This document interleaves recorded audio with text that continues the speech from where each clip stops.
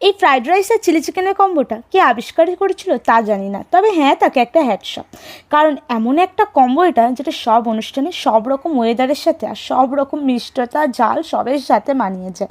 হ্যাঁ, এইটা বাচ্চা থেকে বুড়ি সবাই বেশ ভালো লাগে। বিরিয়ানিটা অনেকজন পছন্দ না করলেও ফ্রাইড রাইস চিলি চিকেনের কম্বো শুনে জিভে জল আসেই আসে।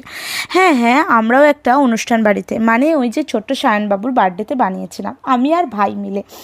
দেখো, দোকানের মতন টেস্ট ঠিক আনতে পারবো না, তবে হ্যাঁ বাড়ির তৈরি রান্নার জিনিসের স্বাদ এবং গুণগত মান দুটোই একদম আলাদা। আর হোটেলের বা দোকানের বা রেস্তোরাঁ থেকে বেশ ভালোও হয়। তবে দেখো, বেশ আনতে পেরেছি তাই না? চিলি চিকেনের কালার আর চিলি চিকেনের টেস্টটা সেটা তো আমিই বলতে পারবো খেয়ে। তবে হ্যাঁ, আমার বেশ মোটামুটি ভালোই লাগে। তবে হ্যাঁ, বিরিয়ানি আর চাপ এই কম্বোটা একটু বেশি ভালো লাগে। কার কার কোন কম্বো ভালো লাগে আমাকে একটু কমেন্টে জানিয়ে ফেলো চটপট। আর আমি খেতে থাকি আর লাইক কমেন্টটা করে সাবস্ক্রাইব করে দিই।